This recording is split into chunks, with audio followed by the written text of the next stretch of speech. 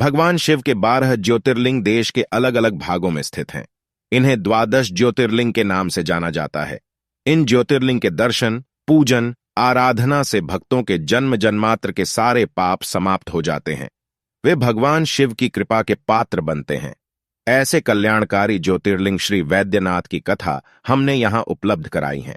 ये ज्योतिर्लिंग बिहार प्रांत के संथाल परगने में स्थित है। शास्त्र और लोक दोनों में उसकी बड़ी प्रसिद्धि है। इसकी स्थापना के विषय में यह कथा कही जाती है। एक बार राक्षस राज रावण ने हिमालय पर जाकर भगवान शिव का दर्शन प्राप्त करने के लिए बड़ी घोर तपस्या की। उसने एक एक करके अपने सिर काटकर शिवलिंग पर चढ़ाना शुरू किए। इस प्रकार उसने अपने 9 सिर वहां काटकर चढ़ा दिए।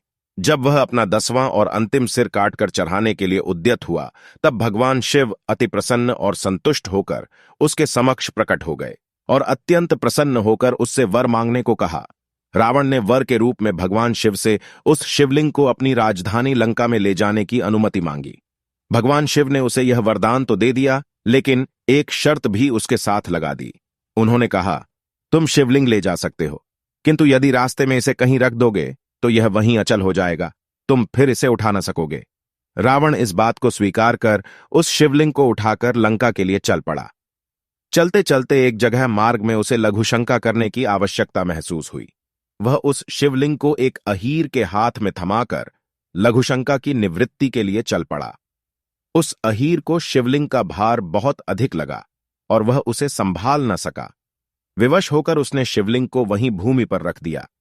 रावण जब लौट कर आया, तब बहुत प्रयत्न करने के बाद भी उस शिवलिंग को किसी प्रकार भी उठा न सका।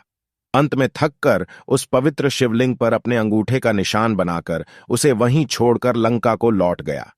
तत्पश्चात ब्रह्मा, विष्णु आदि देवताओं ने वहां आकर उस शिवलिंग का पूजन किया।